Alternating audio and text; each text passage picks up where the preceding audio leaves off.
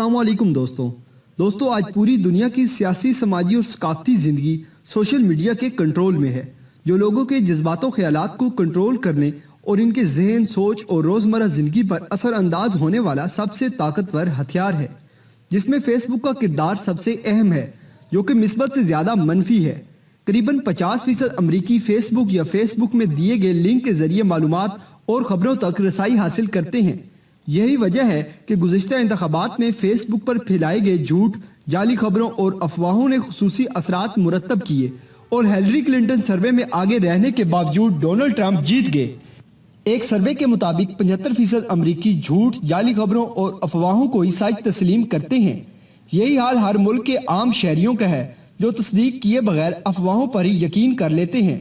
آج کل کسی بھی مذموم مقصد کو حاصل کرنے کے لیے فیس بک اور دیگر سوشل میڈیا پر جھوٹ، جعلی خبروں اور افواہوں کو منٹوں میں کثرت سے وائرل کیا جاتا ہے کہ عام لوگوں کا قابل اعتماد ذرائع ابلاغ اور حکومت کی واضح سچائی پر یقین کرنا ناممکن ہو جاتا ہے۔ لہٰذا سوشل میڈیا پر وائرل کیے گئے جھوٹ و افواہوں، نفرت و حقارت، عریانیت و فحاشی وغیرہ پر مبنی تقاریر، تحریر اور تصاویر وغیرہ سے بے حیائی و بے غیرتی پھیلانا، عورتوں کو ہراساں کرنا، حکمرانوں اور مذہبی رہنماؤں کے خلاف ورگلانا، بغاوت کروانا، ملک و ملت سے نفرت، تعصب، فرقہ واریت، علاقائی اور لسانی فسادات، مذہبی منافرت، دہشت گردی وغیرہ کو فروغ دینا عام ہے، جس کی چند مثالیں قابل ذکر ہیں۔ نمبر 1، 2009 سے 2010 میں ایرانی صدر محمود احمد نصرات کے خلاف جو احتجاجات ہوئے وہ سوشل میڈیا اور فیس بک کی ہی کارستانیاں تھیں۔ 2011 میں لیبیا میں خانہ جنگی اور کرنل معمر قذافی کی حکومت کا خاتمہ کرنے اور انہیں عبرتناک انجام تک پہنچانے میں فیس بک اور دیگر سوشل میڈیا کی جھوٹی، جعلی خبروں اور افواہوں نے ہی اہم کردار ادا کیا۔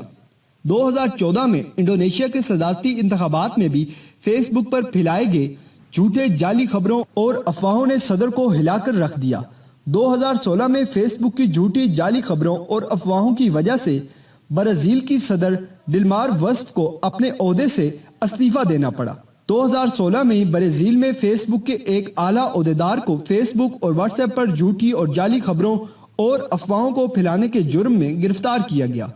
2016 کے امریکی صدارتی انتخابات مہم کے دوران سوشل میڈیا کے کئی پلیٹ فارم سے عوامی رائے کو متاثر کرنے کے لیے جھوٹی اور جعلی خبروں کو وائرل کیا گیا، جس میں کیتھولک عیسائیوں کے روحانی پیشوا پوپ فرانسس بھی تنقید کا نشانہ بنے۔ جرمن چانسلر اینجیلا مرکل کو بھی فیس بک اور سوشل میڈیا پر کافی تنقید اور افواہوں کا سامنا رہا، اور وہ خود بھی بار بار سوشل میڈیا کو جھوٹ اور افواہیں پھیلانے پر مورد الزام ٹھہراتی رہیں۔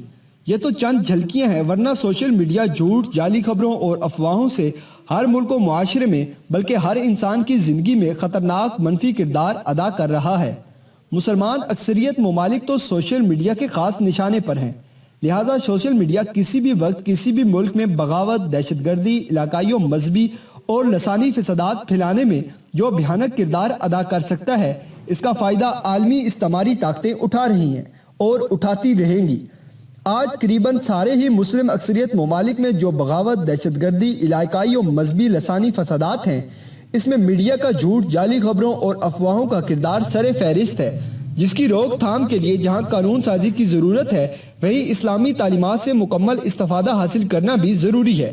جس طرح اسلام نے 1400 سال پہلے ہی اس طرح کے جھوٹ اور افواہوں سے نپٹنے کے لیے واضح کر دیا ہے کہ اگرچہ آج مسلم معاشرے میں جھوٹ کی کثرت اور سچ ناپید ہے، پھر بھی نبی اکرم صلی اللہ علیہ وسلم کی طرف سے ایک حدیث پر عمل کر کے مسلم ملک و معاشرے کو سوشل میڈیا کی جھوٹ، جعلی خبروں اور افواہوں سے محفوظ کیا جا سکتا ہے، اور وہ حدیث یہ ہے: آدمی کے جھوٹا ہونے کے لیے اتنا کافی ہے کہ وہ سنی سنائی بات کو آگے پھیلا دے۔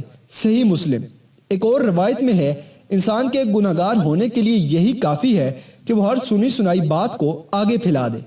اکثر سنی سنائی باتوں کو پھیلانے سے ہی ملک و معاشرے میں بغاوت اور فسادات پھوٹ پڑتے ہیں۔ اس لیے مسلمانوں کو بغیر تحقیق و تصدیق کے کوئی بھی پیغام یا خبر شیئر کرنا سخت منع ہے، اور صرف اسی ایک قول رسول صلی اللہ علیہ وسلم پر عمل کر کے مسلم ممالک و معاشرے کو سوشل میڈیا کی قباحتوں سے بچایا جا سکتا ہے۔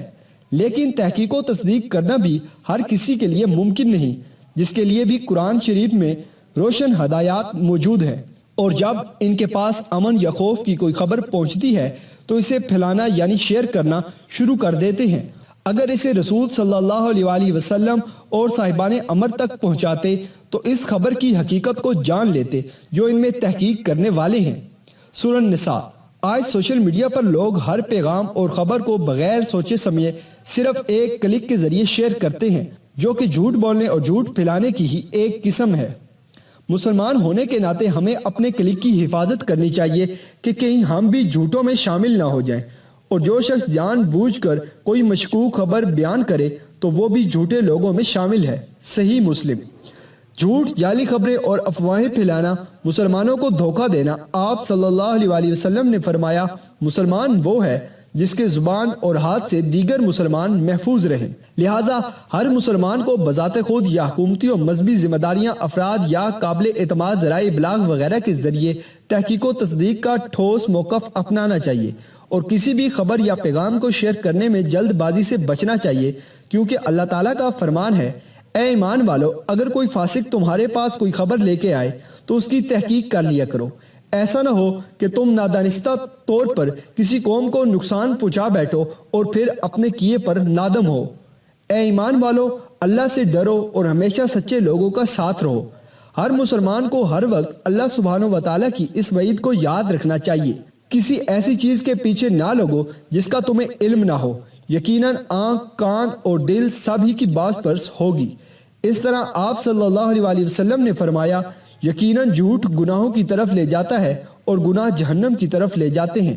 بس اگر ہر مسلمان یہ یقین کر لے کہ اس کے ہر قول و فعل کو لکھنے والا ایک نگہبان تیار رہتا ہے تو وہ کوئی گناہ بھی نہ کرے اور نہ ہی گناہ کے پیغام کو آگے پھیلائے۔ بس اس فتنے کے دور میں فیس بک اور دیگر سوشل میڈیا کی جھوٹ، جعلی خبروں اور افواہوں جیسے فطروں سے بچنے اور فحاشی، فسادات، بغاوت اور دہشت گردی وغیرہ سے اپنے آپ کو، اپنے اہل عیال کو اور ملک و ملت کو بچانے کے لیے کتاب و سنت کی ان جامع تعلیمات کو سیکھنے، سمجھنے اور ان پر عمل کرنے کی ضرورت ہے۔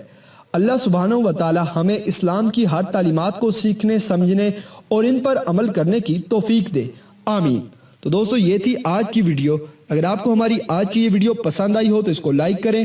اس کے متعلق اگر کوئی سوال ہو تو کمنٹ باکس میں اپنی رائے کا اظہار ضرور کریں، اور ہمارا چینل سبسکرائب کرتے ہوئے ساتھ موجود گھنٹی کا بٹن بھی دبا دیں۔ شکریہ۔